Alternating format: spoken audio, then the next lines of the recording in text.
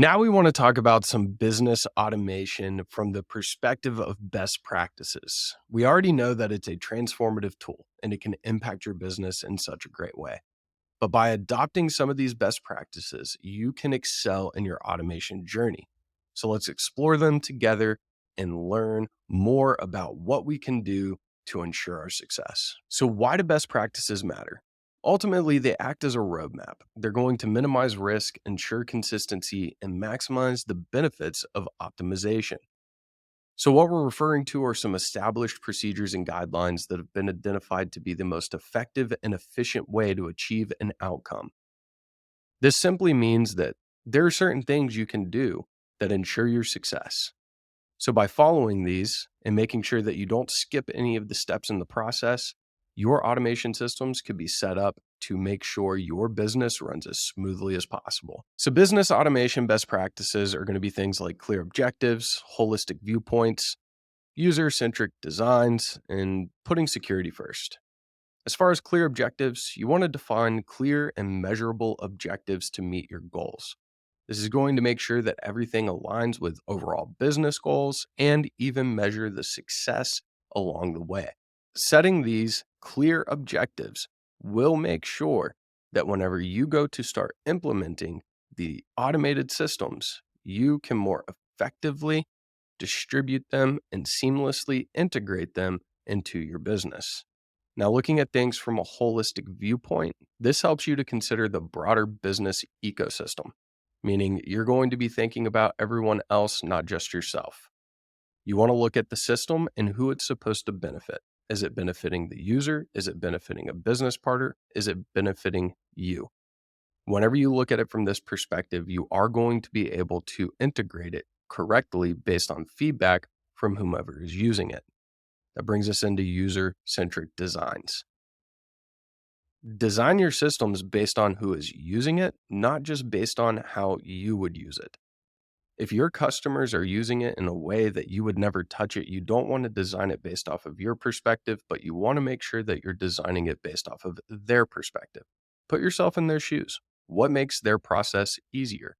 Then, of course, gather some feedback and ensure that you make any appropriate changes. Same thing with stakeholders, business partners, employees, and even yourself. You want to ensure that this is usable, accessible, and it's a positive experience for everyone. And then, of course, security.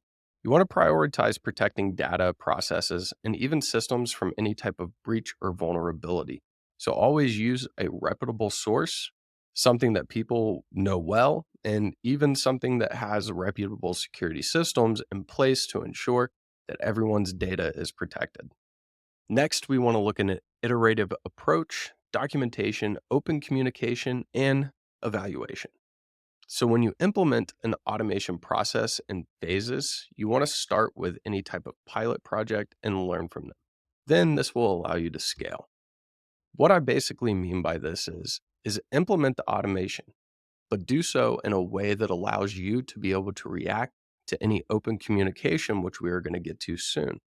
This allows you to be able to build the process in a way that ultimately meets the needs of the user and not so much meet just the needs of the business.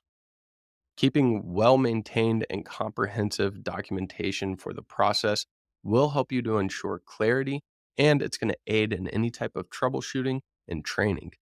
Don't get me wrong, even if you set this up purely planned and everything is I's are dotted and T's are crossed, no matter what, you're going to run into challenges. You're going to have to troubleshoot. This means that it's going to take time for you to be able to pay attention to things. Keep documentation. This will allow you to be able to come back and troubleshoot things and fix them faster so that your experience is much smoother. Then, of course, you need open communication.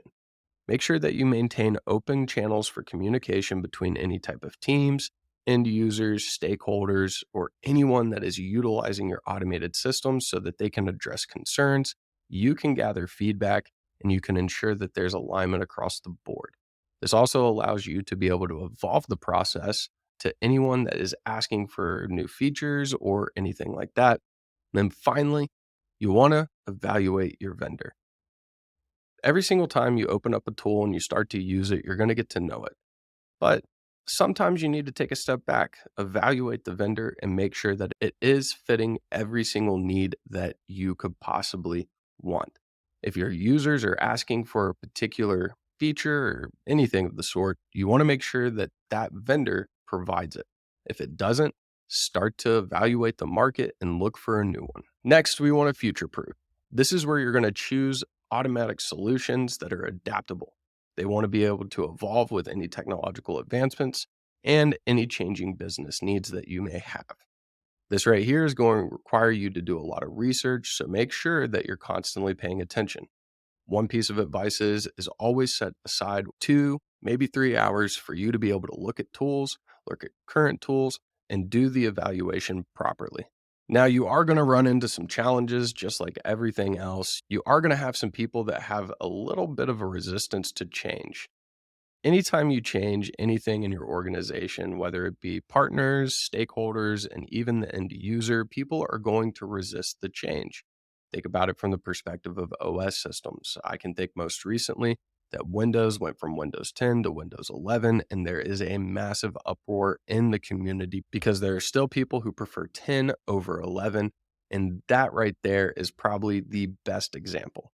People are going to be resistant to change. You just have to overcome it. Then, of course, you've got navigating automation tools. Because there are so many different automation tools that are available, it can become extremely difficult for you to select the right one for you.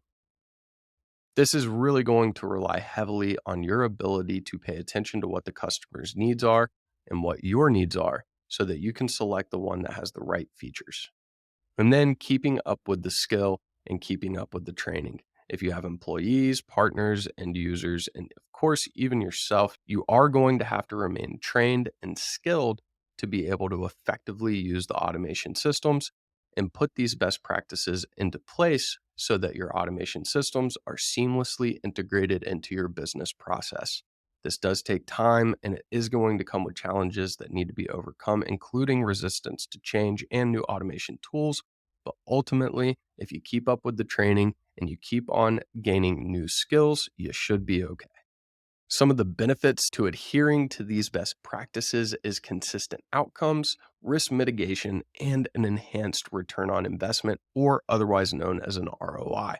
So, consistent outcomes are going to be a standardized practice that lead to predictable and reliable results. If your automation systems are working seamlessly with your business, you can start to predict any type of result, and that's going to get more and more reliable as time goes on.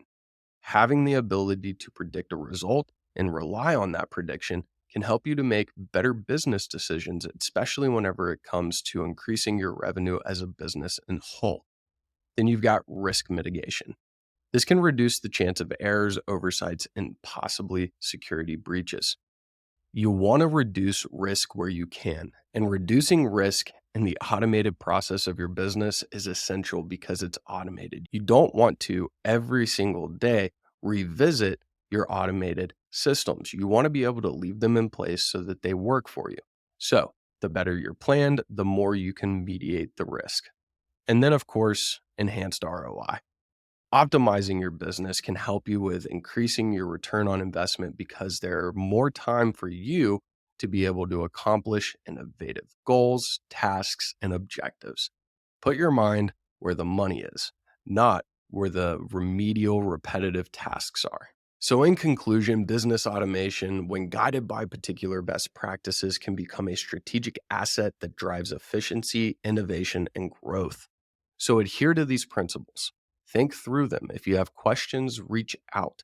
It is essential for a business owner to be able to navigate the complexities of automation with confidence and ensure a lasting result of success for their business.